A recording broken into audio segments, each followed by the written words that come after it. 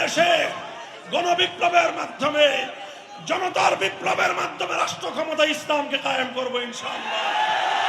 কোন আপোষকামিতার মাধ্যমে নয়, আপোষকামিতার চোরাই পথে নয়, কোন কুফরি মতবাদের কাছে মাথা নত করে নয়, গণবিপ্লবের মাধ্যমে রক্তের স্রোত বেয়ে ইসলাম রাষ্ট্র ক্ষমতায় অধিষ্ঠিত হবে ইনশাআল্লাহ।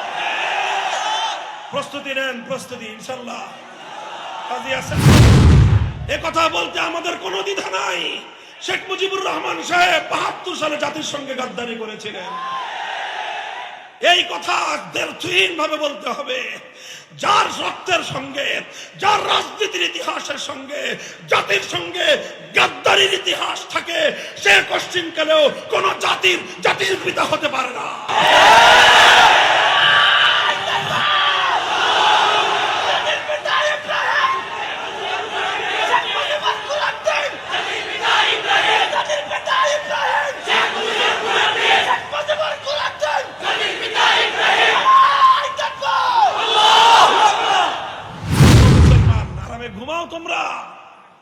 তোমরা আরামে ঘুমাও, আর তোমার দেশের সর্বোচ্চ আদালত আল্লাহর সফরেনিটি, আল্লাহ পাকের সার্বভৌম ক্ষমতাকে তোমার রাষ্ট্রে নিষিদ্ধ ঘোষণা করে।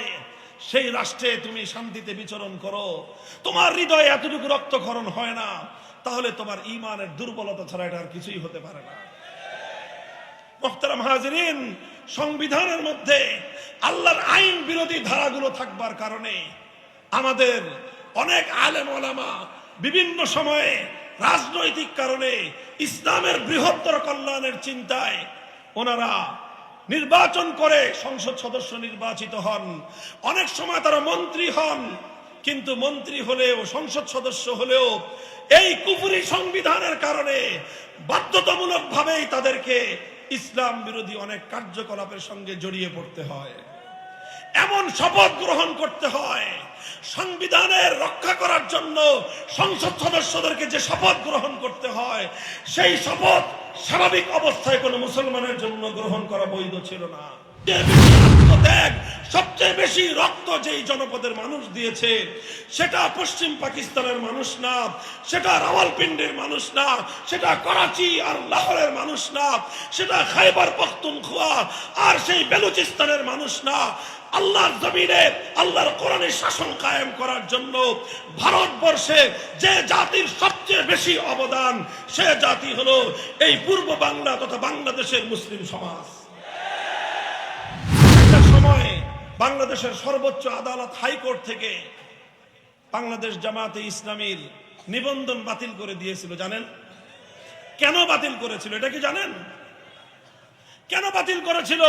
1971 সালে তাদের ভূমিকা বিতর্কিত ছিল এই জন্য না। কেন বাতিল করেছিল?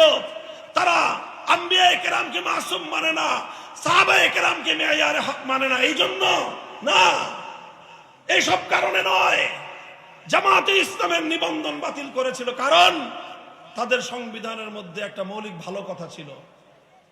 সেই ভালো কথাটা হলো সংবিধানের মধ্যে তাদের আল্লাহর সার্বভৌমত্বের কথা বলা হয়েছিল। অর্থাৎ আইন তৈরি করবার চূড়ান্ত ক্ষমতা একমাত্র কার? আরে ভাই, ইসলামী রাজনীতির মূল কথাই তো এটা। যারা ইসলামী রাজনীতি করে, চাই সেটা সালাফিরা করুক, চাই সেটা আহলে হাদিসরা করুক, চাই সেটা হানাফিরা করুক, চাই সেটা বেরলভীরা করুক, চাই সেটা সুন্নিরা করুক, যারাই করুক, সকল ইসলামী রাজনীতির মূল কথা হলো আইন চলবে কার? এই শুধুমাত্র আল্লাহর সার্বভৌমত্বের কথা কেন বলা হলো? এই কারণে বাংলাদেশের সর্বোচ্চ আদালত যেমন বাংলাদেশ, আমাদের বক্তব্য পরিষ্কার করে তুলছি, এই যে 5ই আগস্টের বিপ্লবোত্তর এই বিপ্লবী বাংলাদেশে যে সংবিধান হবে, সেই সংবিধানে এমন ধারা সংযুক্ত থাকতে হবে, কোরআন সুন্নাহ বিরোধী যে কোনো আইন, যে কোনো ধারা, যে কোনো নীতিমালা বাংলাদেশে বাতিল আর অকার্যকর বলে গণ্য হবে। এই ধারা সংযুক্ত করতে হবে। আর জাতির পিতার প্রশ্নের স্থায়ী সমাধান করতে হবে। আমরা বিতর্কিত এক ব্যক্তিকে যেরকম জাতির পিতা মানি না, ঠিক আবার অনেকে আমেরিকান মডেলে 14টা পিতা জাতির কান্দে বসায় দেওয়ার ধান্দা করতেছে। আমরা এক বাপও মানি না, এই বিতর্কিত বাপ আর এই বহু বাপের জাতি হওয়ার এই থিওরিকেও বাংলাদেশের মানুষ এটাকে অ্যাকসেপ্ট করবে। তোমরা মাদ্রাসাগুলোকে জঙ্গি প্রজনন কেন্দ্র বলে মাদ্রাসাকে দমন করতে চেয়েছো।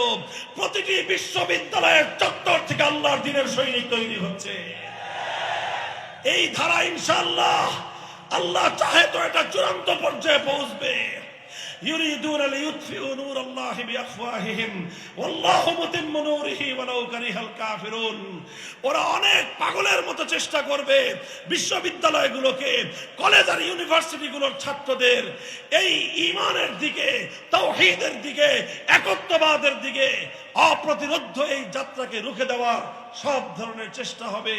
কিন্তু ইনশাআল্লাহ যে জাতি একবার হকের সন্ধান পেয়ে যায়, এরা হলো পঙ্গপালের মতো ছুটতে থাকে। পঙ্গপাল যেরকম যখন মোমের আগুন দেখে তখন পৃথিবীর কোনো বাধা এই ছোট্ট পঙ্গপালগুলোকে মোমের আগুনে ঝাঁপিয়ে পড়া থেকে রোধ করতে পারে না।